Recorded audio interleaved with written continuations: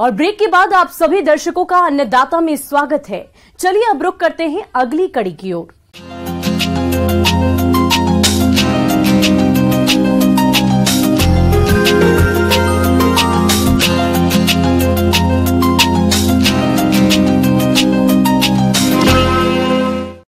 किसान भाइयों, जामुन के फल खाने के लिए और इसके बीज औषधीय बनाने के लिए प्रयोग किए जाते हैं। जामुन से तैयार की गई दवाइयां डायबिटीज और बढ़ते खून के इलाज के लिए प्रयोग की जाती है। इस वजह से बाजार में इसके फलों का अच्छा भाव मिल जाता है।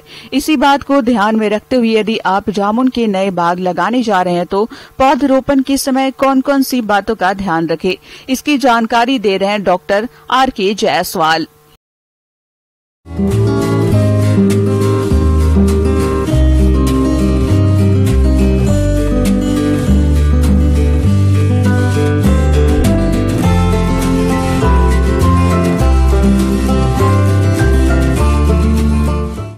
किसान भाइयों, जैसा कि आप सभी जानते हैं कि जामुन जो है ये इसको हम जो है ड्राई लैंड फ्रूट भी कहते हैं। और ड्राई लैंड फ्रूट का मतलब होता है सूखा वाले क्षेत्र में भी हम इसको आसानी से लगा सकते हैं। तो किसान भाइयों, यदि आप मन में ठान रहे हैं कि कुछ न कुछ पौधा हम जामुन का ज़रूर लगाएं तो ये समय बहुत उपयुक्त है, क्योंकि इस समय अब मानसून आ चुकी है। आने वाले समय में हमको समय मिलेगा तो हम जो है जामुन का पौधरोपण कर सकते हैं। रहा सवाल किस्में की, तो इसमें बहुत ज़्यादा देश में हमारे पास किस्में नहीं हैं।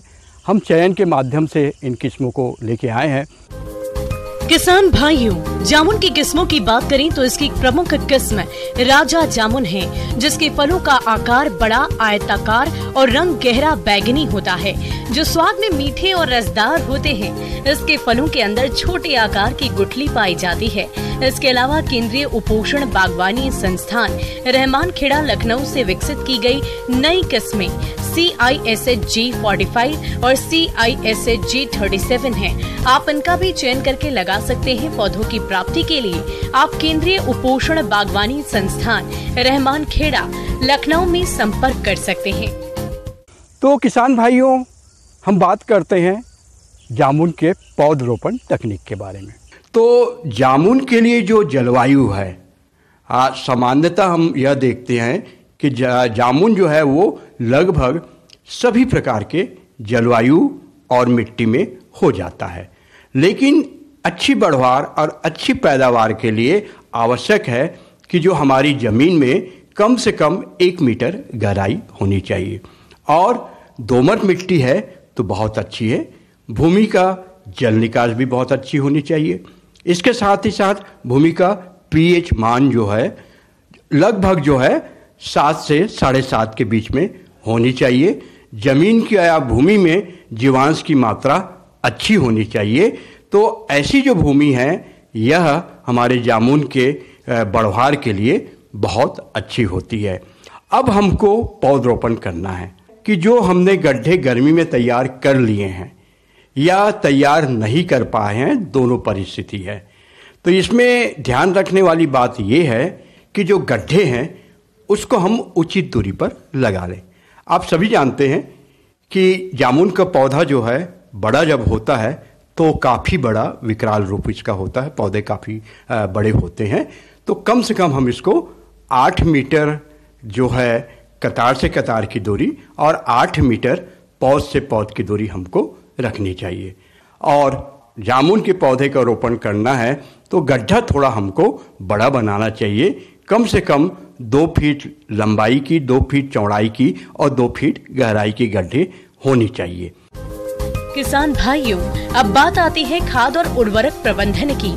तो पौधे की रोपाई के समय 10 से 15 किलोग्राम अच्छी तरह से सड़ी हुई गोबर की खाद और मिट्टी को 1:3 के अनुपात में मिलाकर भरना चाहिए तथा रासायनिक उर्वरकों में 500 ग्राम नत्रजन, 600 ग्राम फास्फोरस, 300 ग्राम पोटाश प्रति पौधा देना चाहिए।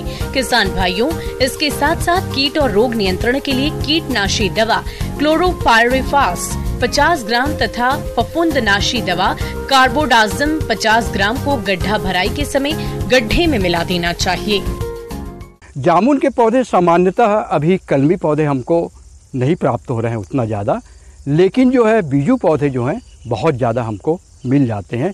तो इस समय बहुत आवश्यक है कि हमको पौध का चयन जरूर कर लें। कई बार क्या होता है कि हम पौधे नर्सरी से लेके आते हैं तो ट्रांसपोर्टेशन में कई बार पॉलीथीन जो है खाली हो जाता है, पौधे अलग हो जाते हैं और हम जब घर में उतारते हैं तो पौधे सूखने लगते हैं। तो मैं यहाँ बताना चाहूँगा कि जो पौधे डैमेज हो गए हैं या ख़राब हो गए हैं या टूट गए हैं या पीले पड़ रहे हैं तो ऐसे पौधे का रोपण आप ना करें, क्योंकि हम जब आगे इसको ऐसे पौधे का रोपण करेंगे तो वो जगह हमारी खाली रह जाएगी। तो पहले ध्यान ये रखना है। दूसरी बात ये है कि कम से कम हम नर्सरी से या कहीं से लेके आते हैं तो 1 हफ्ते तक हमको अपने घर में पौधों को रखना चाहिए, जिससे जहाँ से लेके आए हैं वहाँ का तापमान और वातावरण और हम जहाँ पर लगा रहे हैं वो तापमान और वातावरण में थोड़ा बहुत अंतर होता है। यदि हम 7 दिन तक उसको अपने पास में रख लेते हैं और इसके बाद जो पौधा हमारे स्वस्थ होते हैं उस पौधे को हम रोपण के लिए उपयोग करें।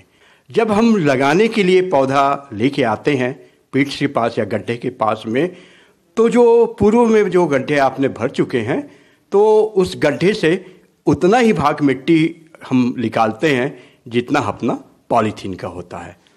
इसमें ये ध्यान रखने वाली बात है कि पॉलीथीन को जब हम फाड़ के निकालते हैं तो ये ध्यान रखें किसान भाइयों कि इसमें जो पिंडा बना हुआ है वो पिंडा बिखरे ना। और कई बार ये होता है कि हम जब पौधरोपण करते हैं तो वो मिट्टी को फेंक देते हैं और नेक्ड मतलब जो है कि जड़ समेत उसको लगाते हैं। तो ऐसा बिल्कुल ना करें, पॉलीथीन अलग कर लें और पूरे पौधे को जो है आप पिंडा समेत जितना आपने जो गड्ढे से मिट्टी हटाए हैं उसमें हम बहुत प्रेम पूर्वक इसका पौधरोपण हमको करना चाहिए। और इसके बाद लगाने के बाद जो है पौधे को खड़ा रखना बहुत ज़रूरी है और उसके लिए बांस की डंडी लेकर या कोई अन्य आपको शाखा मिल जाता है डंडी के रूप में, और आजकल तो प्लास्टिक की भी डंडी आ गई है, तो आप किसी का भी प्रयोग करके जो है पौधे के पास उसको 6 इंच दूर गड़ाएं और उसको जो है सुतली के सहारे जो है या आपकी जो है कपड़े की धागे के सहारे जो है उसको अच्छे से बांध दें, हल्के बांधें, ज़्यादा कड़ा ना बांधें, ताकि जो है पौधा गिरे नहीं, ये ज़रूर ध्यान रखें और उसको एक सहारा मिल जाए। और यदि हमारा दिख रहा है मौसम धूप है, तेज़ है, तो प्रारंभिक अवस्था में एक बार हम जो है हजारा से उसमें पानी आवश्यक रूप से डाल दें। दूसरी बात ये है कि इस समय जो है वर्षा ऋतु का समय है तो जल निकास की व्यवस्था आप ज़रूर कर लें। जो हमारी जो उतार या चढ़ाव या आपकी स्लोप जो है उसके हिसाब से ही पौधरोपण करें। अगर इसके पौधे का आप रोपण कर देते हैं तो आने वाले समय के लिए एक अच्छा आपका आमदनी का स्रोत बन सकता है। आगे और भी है खेती बाड़ी से जुड़ी हुई बहुत सी रोचक जानकारियां, पर यहां पर रुकेंगे एक और छोटे से ब्रेक के लिए और जल्द हाजिर होंगे।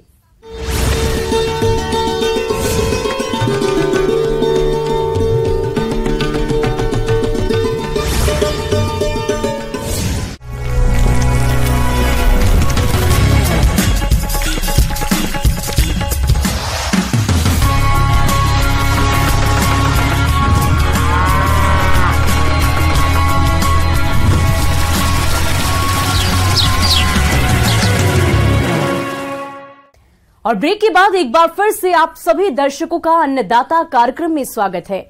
बढ़ते हैं अगली प्रस्तुति की ओर।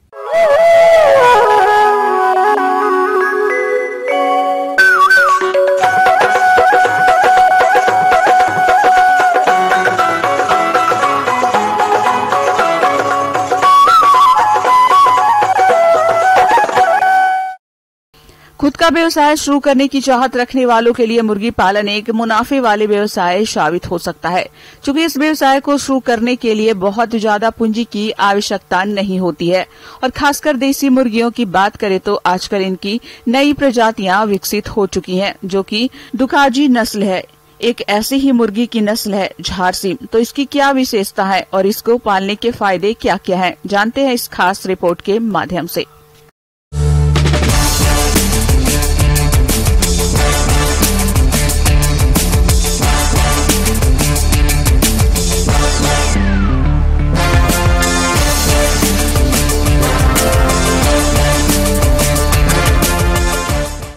किसान भाइयों नमस्कार।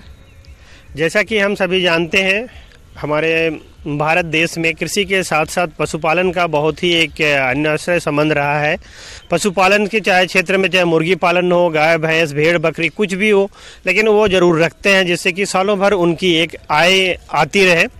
इस क्रम में कहें तो अभी के संदर्भ में मुर्गी पालन भी एक बहुत अच्छा व्यवसाय साबित हो रहा है। और ब्रॉयलर के कहें या जो लेयर्स हैं अंडे के उत्पादन में कहें या बैकयार्ड पोल्ट्री में, तीनों ही स्तर में हमारा जो फार्मिंग का स्टैंडर्ड है वो बहुत ही ऊपर गया है।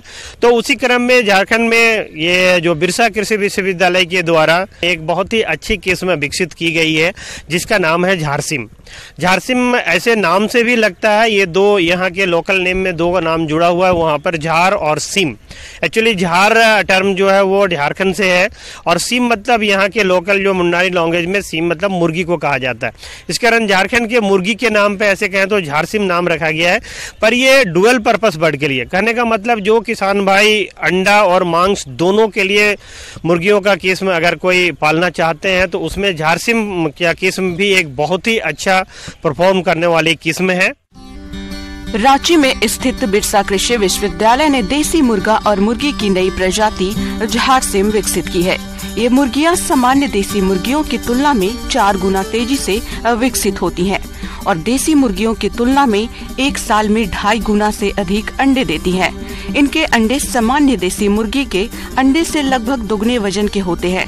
ये एक साल में 120 से 150 तक अंडे देती है, जबकि आमतौर पर देसी मुर्गियां सालाना 60 अंडे देती हैं। किसान भाइयों कहें तो ये जो नस्ल है, ये जो किस्म है, इसको हम लोग कई अलग अलग प्रजाति के संकरण से यहाँ के द्वारा जो हम बात कर रहे थे बिरसा कृषि विश्वविद्यालय के साइंटिस्ट के द्वारा विकसित की गई है।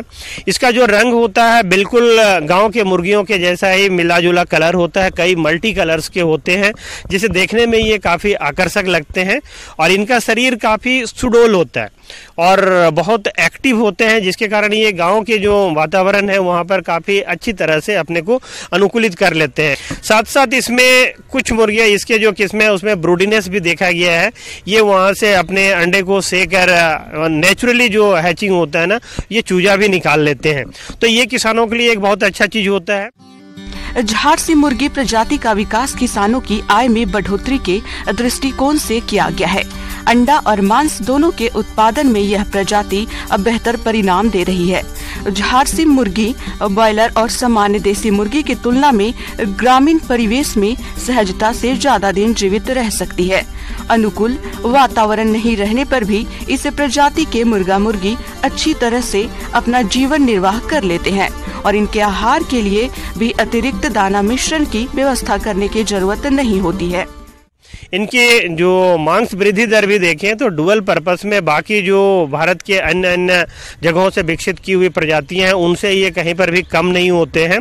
ये 3 से 4 महीने में इनके जो शरीर वजन है ये 1200 से 1500 ग्राम तक अचीव कर लेते हैं और ये किसान भाइयों के लिए बहुत ही अच्छा होता है। इनके इस वजन को प्राप्त करने के लिए आपको कोई बहुत ज़्यादा अतिरिक्त दाना मिश्रण पर निर्भरता नहीं रहती है।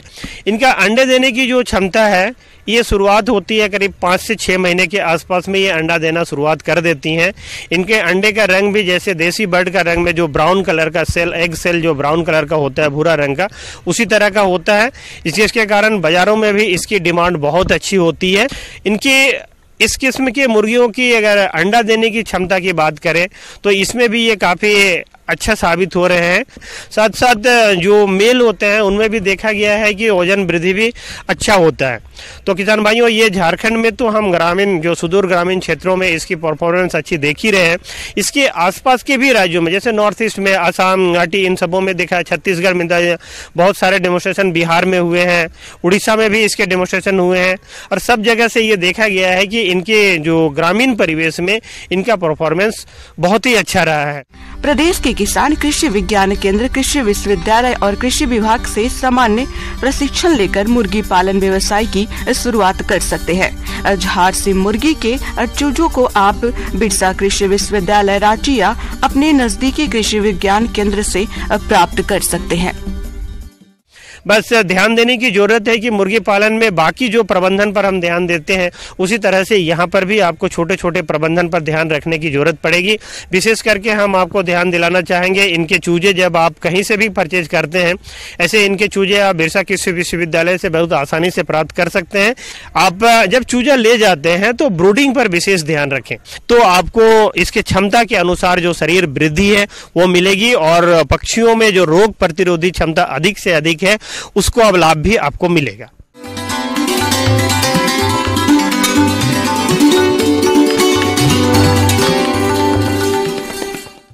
अन्नदाता हेल्पलाइन निशुल्क फोन संपर्क सेवा के माध्यम से आपके द्वारा पूछे गए प्रश्नों में से एक या दो महत्वपूर्ण प्रश्न को हम अपने कार्यक्रम में शामिल करते हैं और इसी के तहत आज किसान का सवाल और उसका जवाब कुछ इस प्रकार है। अन्नदाता निशुल्क फोन संपर्क सेवा के माध्यम से पूछे गए प्रश्नों में से आज हमने जिस प्रश्न को कार्यक्रम में शामिल किया है उसे पूछा है ग्राम भारवरी, जिला समस्तीपुर के कृषक नरेंद्र राय ने। ये गन्ने की फसल में बेधक कीट के नियंत्रण के बारे में जानकारी चाहते हैं। तो नरेंद्र राय जी, आपकी जानकारी के लिए प्रस्तुत है कार्यक्रम का ये अंश। जानते हैं गन्ना जो है ये लंबी अवधि का फसल होता है और करीब 10 से 12 मंथ इस क्रॉप को लगता है मैच्योर होने में। और इस जो अवस्था होता है, विभिन्न अवस्था जो गन्ना का होता है, उसमें बहुत सारे कीटों का प्रकोप होता है। करीब 50 से ज्यादा कीटों का प्रकोप होता है। गन्ना की फसल में अगर बुआई के समय कुछ बातों का ध्यान रखा गया है तो कीटों का प्रकोप बहुत ही कम होता है। गन्ने में वैसे तो कई सारे कीट लगते हैं, लेकिन इस समय बेधक कीटों का प्रकोप अधिक होता है। टाप बोरर यानी चोटी बेधक, इसका प्रकोप मार्च से नवंबर तक बना रहता है। इस कीट की मादा सफेद रंग की होती है और ये पौधे की दूसरी या तीसरी पत्ती पर बैठी होती है और अंडे देती है और इन अंडों से 6 से 7 दिन में लार्वा निकल जाते हैं। ये लार्वा बहुत तेजी से नुकसान पहुंचाते हैं। ये दूसरी या तीसरी पत्ती के बीच में प्रवेश कर जाते हैं, जिससे पत्ती पर एक लाल रंग की धारा बन जाती है।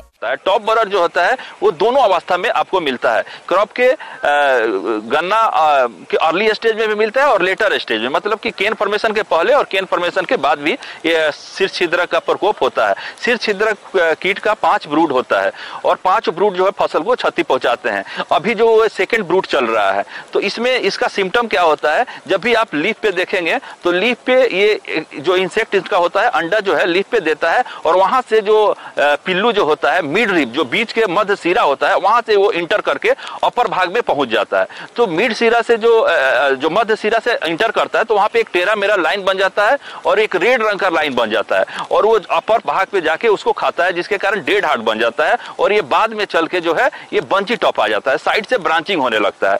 तो इसको भी आप जून तक आप इन्फेस्टेड प्लांट को हटाते रहें और जो अर्थिंग अप का टाइम जो होता है, 1 जून में आप मिट्टी चढ़ाते हैं और उसी समय जो है आप कोराजेन जो है या क्लोरोएंट्रानिलीप्रोल इसका केमिकल नेम है, उसको जो इस्तेमाल करें 375 ml प्रति हेक्टेयर के दर से आप इसको ड्रेंचिंग कर दें और ड्रेंचिंग करने के बाद आप हल्का इरिगेशन कर दें। ध्यान रखें, इस रसायन का छिड़काव करते समय स्प्रेयर के नोजल को ढीला कर जड़ों के पास दवा का प्रयोग करें और प्रयोग के अगले दिन सिंचाई कर दें, जिससे दवा अपना कार्य सही तरीके से कर सके। किसान भाइयों, ये जरूरी नहीं कि आप इन सभी बेधक कीटों को कंट्रोल करने के लिए रसायनों का ही प्रयोग करें। बहुत सारे ऐसे भी तरीके हैं जिससे अपनाकर इन कीटों का बिना रसायनों के कंट्रोल कर सकते हैं। इसके साथ जो ट्रासाइड कार्ड जो होता है, ट्राइको कार्ड जो होता है, ट्राइकोगामा जिपोनिकम जो कार्ड होता है, तो उसका जो है इस्तेमाल करें। किसान भाइयों, ये ट्राइको कार्ड है, हम लोग खुद इसको बनाते हैं और ये बहुत ही कारगर है। इसको 15 दिन के अंतराल पे आप इसको फसल पे 4 से 5 जो है रिलीज करें, तो इसको आपात को कमी कर सकते हैं। तो उसके बाद फेरोमेन ट्रैप आता है, सबसे इंपॉर्टेंट है फेरोमेन ट्रैप आता है, वो मास ट्रैपिंग में बड़ा हेल्प करता है। तो फेरोमेन ट्रैप जो होता है सूट बोरर और टॉप बोरर दोनों के लिए आता है और ये 20 से 25 जो फेरोमेन ट्रैप होता है वो प्रति हेक्टेयर आप खेतों में आप लगाए, जिसके से वो मास ट्रैपिंग करते हैं, इंसेक्ट को वो मास ट्रैप कर लेते हैं। तो इस तरह से आप अपने फसल को आप बचा सकते हैं। किसान भाइयों, अन्नदाता आपकी सेवा के लिए संकल्परत है। कृषि संबंधित समस्या और सुझाव के लिए आप हमें इस पते पर संपर्क कर सकते हैं। प्रोड्यूसर अन्नदाता, news 18 Bihar Jharkhand, Ramoji film city, Hyderabad 501512 और साथ ही आप हमें ईमेल भी कर सकते हैं। हमारा ईमेल आईडी है p18annadaता@nw18.com। इसके अतिरिक्त आप हमें निःशुल्क हेल्पलाइन नंबर 180088921663 पर सोमवार से लेकर शनिवार सुबह 10 बजे से शाम 4 बजे के बीच संपर्क कर सकते हैं। किसान भाइयों, अब समय हो रहा है आपसे विदा लेने का, तो हमारी अन्नदाता टीम को दीजिए इजाजत। कल फिर आपसे मुलाकात होगी कृषि संबंधित कुछ और महत्वपूर्ण जानकारियों के साथ। नमस्कार।